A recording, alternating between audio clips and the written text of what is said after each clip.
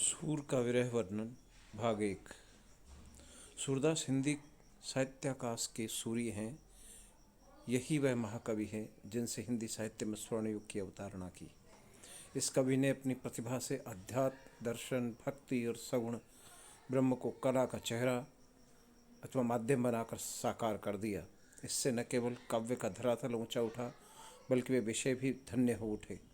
इस महाकवि ने यूँ तो प्रसंगवश सभी रसों का यथास्थान समावेश किया है। वीर, करुण, हास्य, अद्भुत, रौद्र, भयानक, शांत के छींटे यहाँ तहाँ हमें उनके सूर सागर में मिल जाते हैं, किंतु वात्सल्य और श्रृंगार इस कवि के प्रधान विषय हैं।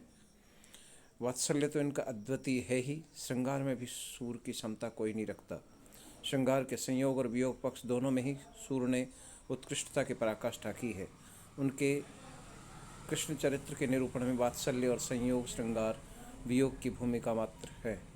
कवि ने वात्सल्य और संयोग रति के द्वारा कृष्ण के को गोपियों के तन मन में रमा दिया है, उनसे अभिन्न कर दिया है। गोपियों से ही नहीं, ब्रज के पशु पक्षियों से भी, ब्रज के लता पता से भी। जैसे ही संयोग भाव की पूर्ण प्रतिष्ठा हो जाती है, वियोग अउपस्थित होता है। सूर के विरह काव्य का आधार बहुत सूक्ष्म और साधारण है। कृष्ण गोकुल से मथुरा चले गए, अक्रूर उनको लेने आए। उसी समय से ब्रज में एक हलचल मच गई, विरह का आभास प्रस्तुत हो गया, बल्कि गोपियाँ बिलखने लगीं। यशोदा बार बार पूछती है, यशोदा बार बार यूँ भाके, है कोई ब्रज में हितू हमारो, चलत गोपाल ही राखे। किंतु विकलता और दौड़भाग का कोई भी परिणाम नहीं निकलता। कृष्ण मथुरा चले ही गए और गोपियों को अत्यंत विरह दे गए। ब्रज को सूना ही नहीं कर गए, उजाड़ गए। आलोचकों का कहना है कि गोपियों और ब्रजवासियों का यह दीर्घ विरह उत्ताप अस्वाभाविक है। कृष्ण गोकुल नहीं आए तो गोपियाँ मथुरा जा सकती थी।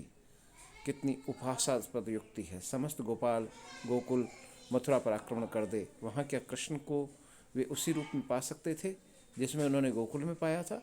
नहीं नहीं, प्रेम कितना ही अंधा अथवा पागल क्यों न हो, अपनी प्रतिष्ठा नहीं गंवा सकता।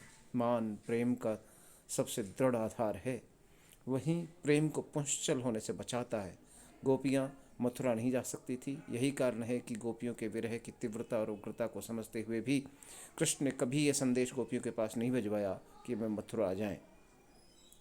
प्रेमी से अधिक संवेदनशील कोई दूसरा होता ही नहीं।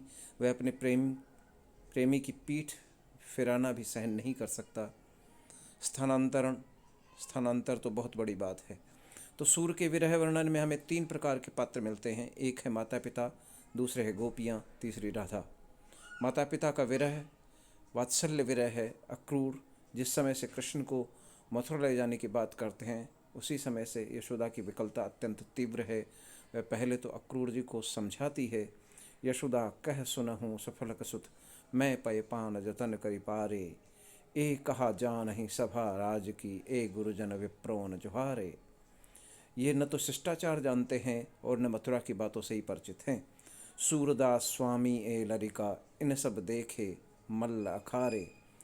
ये वहाँ जाने के योग्य नहीं है, किंतु अक्रूर जी तो क्रूर हो गए। वे यशोदा हो बात नहीं सुनते।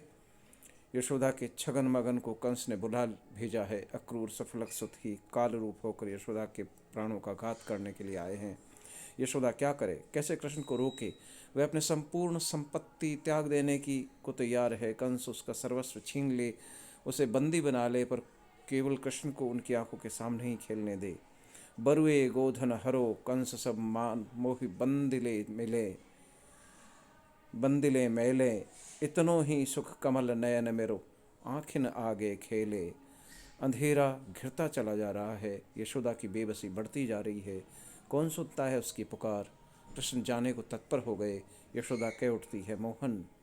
आह, यशोदा के मुंह से कितना सार्थक शब्द निकल पड़ा है, जो दूसरे के सम्मोहित कर ले पर उसमें स्वयं मोह न हो। तो यशोदा कहती है रिरियाती हुई, मोहन नेक बदन तन हेरो, राखो मोहिनाथ जननी को, मदन गोपाल लाल मुख हेरो। पाछे चढ़ो विमान मनोहर, बहुरो जदुपति होत अंधेरो। बिछुरत भेंट द्वे देहु ठाड़े वे, निरखो घोष जन्म को खेरो। माता के ध्वस्त हृदय को पीड़ा इन व्यवहारिक शब्दों के पीछे झांक रही है। यशोदा जिस मातृत्व गर्व में फूली नहीं समाती थी, उसी मातृत्व गर्व की समाधि स्वयं यशोदा ही बन गई। ये देव दुर्निवाप नहीं तो और क्या है?